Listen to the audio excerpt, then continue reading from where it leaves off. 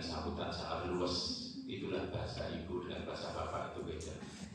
Kalau bahasa ibu itu suaranya lebih bulat menggema karena ada salonnya kan di depan. Itu cempreng suaranya. Nggak pakai salon. Saya benar ibu kenapa bikinnya kemana-mana gitu. Ada ya masih pagi, ya masih sahabat tercinta saya, Ibu Dr. Haja Siti Nurmauna. Beliau ini ketua tim penyelenggara diklat. Kalau tidak beliau bersusah payah termasuk ngatur berbagai halnya, dengan saya yakin tidak senyaman ini karena beliau luar biasa menata termasuk kehadiran penjenengan.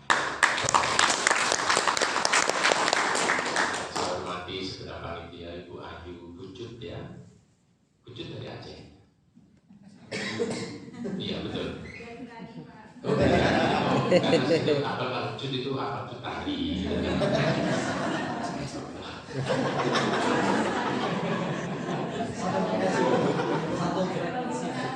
Jangan-jangan sampai nyimpang gambar.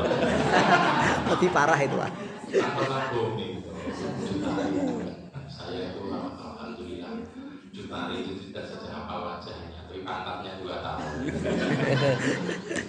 Ya Bapak kirimin dulu itu loh. Pamit. Kita orang IT harus paham. Iya. Tak bisa nerangno. Bayangkan Cutari belum selesai, muncul lagi Gisel. Saya itu melihat Gisel juga senang lincahnya itu kan, Pak lincah banget Gisel. Kayak penari ular gitu kan. Samanya asik gitu dulu. Yang saya hormati orang tercinta saya juga Ibu Ferry Kurnia. Dia ini sosok muda yang smart, bekerja keras. Kalau penjagaan keras baru bekerja kan. Ini bekerja keras. Yang saya hormati asli Cilacap, bahasanya ngapak tapi nggak kelihatan lagi ngapaknya. Ketemu. Lama di Jakarta beliau menjadi staf khususnya suaminya. Panitia ada Pak Wahidin, ada Bu siapa itu sekali? Bu Hafi, dia ini juga sosok-sosok yang militan banget untuk memberikan pelayanan terbaik pada kedibatan pagi hari ini. Saya mohon izin saya nggak berdiri ya. Saya itu biasanya kalau ini bahkan kita panitia ada Cilacap tadi itu. Saya bekerja di Cilacap tadi ya. Saya merindukan kasih kerupuk di Cilacap itu belum keturutan. Ya. Jadi biasanya saya terus sambutan berdiri, kali ini saya duduk saja. Yang pertama, diapit dua wanita. saya mengucapkan panjenengan hadir di sini itu selamat karena panjenengan terpilih. Tidak semua orang bisa masuk di forum seperti ini. Balai ini tidak baik, balai ini tidak teristimewa. Tapi kalau panjenengan tidak dipanggil dari Kemko, singkatannya Kominfo, karena kan berganti-ganti kan. Dulu Dinas, jadi Dikbud, kan itu kan. Jadi ganti-ganti kalau Pak Harto itu kan mulai Pak Harto jabat sampai akhir kan nggak pernah ganti menteri itu. Tetap terus. ya Harmoko. Tetap iya kan. Iya. Yang muncul soal menterinya tetap Pak Harmoko. Atas petunjuk Pak. Menterinya ya Pak Harmoko itu aja. Makanya banyak orang kemudian kena sama Pak Harto ya gini. Anak-anak apakah menterinya nggak susah-susah. Tidak ada resapel-resapelan. Ada yang sangat senangnya Pak Harto itu karena tidak dari Pak Harto mesem. Penak zamanku toh. Zamanku toh. Tapi yang nggak suka juga awalnya banyak. Ternyata gambarnya Guti mesem. Tulisannya ojo percaya aku itu bojone. Jangan dibuat kalau tertawa. Tenang aja itu buyut diper dulu. Banyak orang bilang, toh baru nggak ngajar dan ilmiah gitu. Karena saya dibilangin oleh sahabat tercinta saya, Bu Pak sekaligus isi materi gitu. Makanya sekalian aja, habis materi itu satu tutup kan gitu kan. Tapi itu sambutan saya. Langsung. Jadi saya nggak usah pajak lah, karena saya bukan pajaknya Bu. Masuk. kira-kira Masuk materinya maksudnya. kira-kira itu sudah masuknya apa panjangnya ayo. Nah, kalau panjang yang benar ya opo gitu kan ya cukup panjang masuk kan gitu kan. Saya banyak kritik orang kok itu kalau ngomong gak ilmiah. Loh gak ilmiah gimana? Mau ngomong sambil tertawa, yang mendengarkan buat tertawa. Oh jadi ilmiah itu kriterianya gak boleh ilmiah, gak boleh tertawa.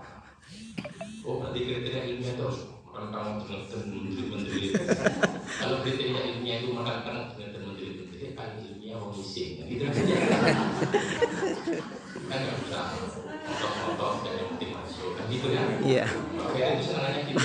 Pak Ziri itu. Namanya kalau nggak masuk tuh materinya. Materinya maksudnya. Iya waduh. Lebih parah.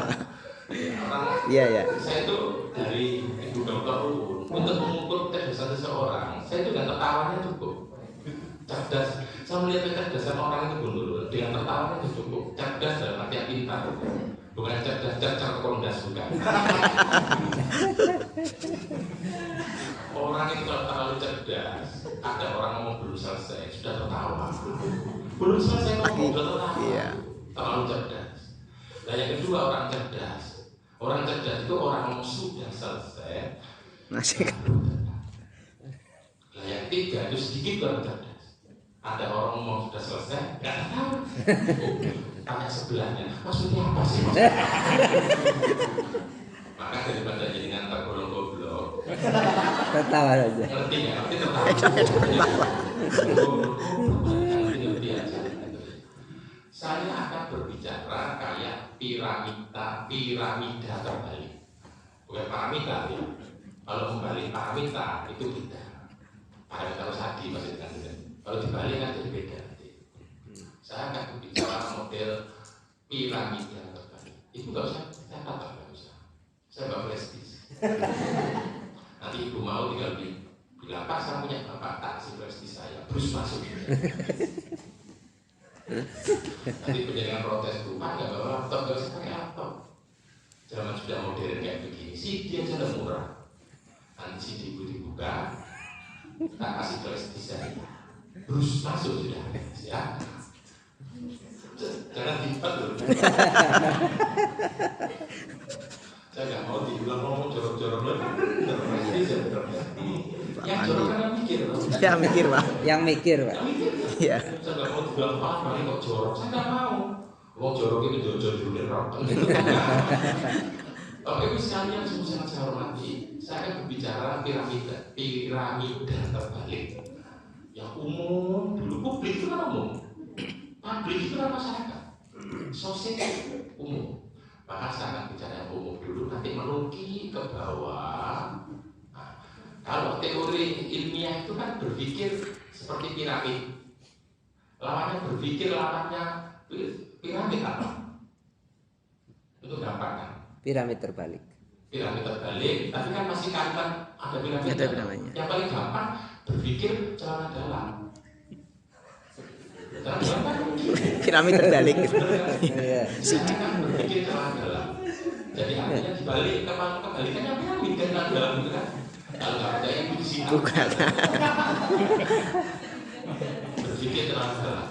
Kalau piramid kan prinsipnya di atas. Jadi celana dalam kan prinsipnya di bawah. Gitu kan? Itu biasa ya. Menjadikan aja sih mikir kemana-mana. Mau saya ngomong celana dalam kok jadi mikirnya dalamnya. Saya orang yang sangat takut, saya sangat galau kehilangan negeri saya tercintai. Itu yang paling penting. Jadi di bab ini dengan diundang soal nanti bikin konten apa, bikin berita apa, itu sasarannya hanya satu, menyelamatkan Indonesia. Di bab ini ada juga untuk menyelamatkan Indonesia. Sekolah ini harus ada untuk menyelamatkan Indonesia. Saya orang yang sangat takut kehilangan negara yang saya cintai. Ini yang paling penting. Jangan yang di sini itu tidak hanya diajari bikin konten-konten di YouTube, di video, bukan itu. Untuk menyelamatkan Indonesia yang paling penting. Saudara tahu, Indonesia ini masih ada atau tidak ketika generasi setelah anak kita. Karena gencaran untuk menggempur Indonesia itu dari mana-mana. Maka pikiran terus lagi. Dan kehadiran itu tidak main-main untuk menyelamatkan negara. Ini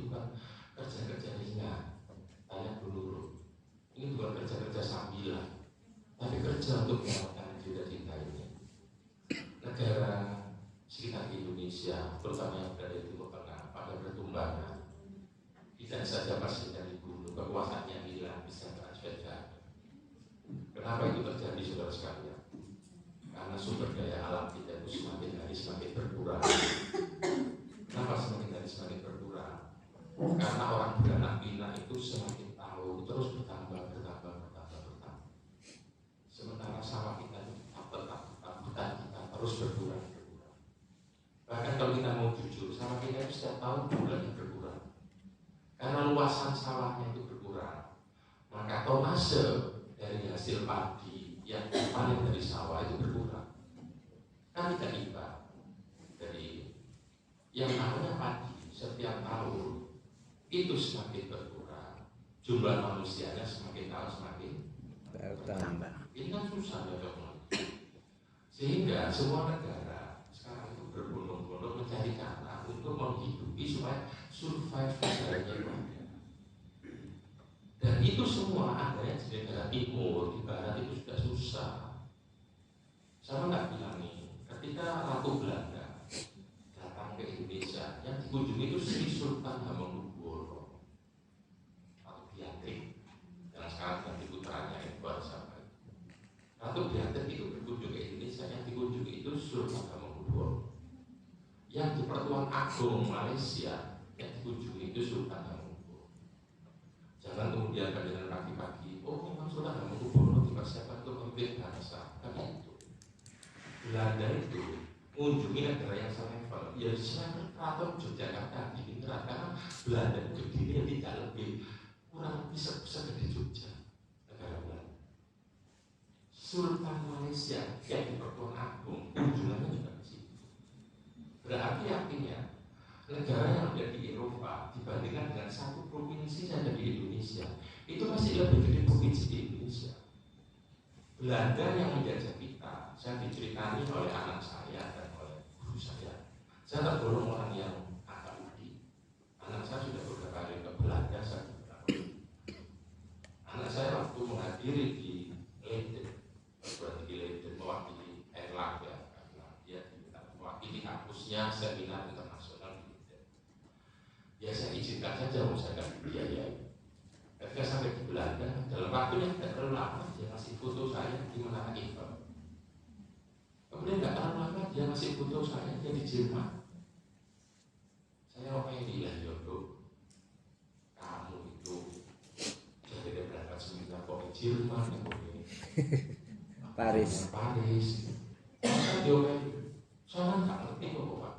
Karena saya Jawa Timur kan, Surabaya biasa, kawan-kawan itu biasa. Jadi ada ikan di sana.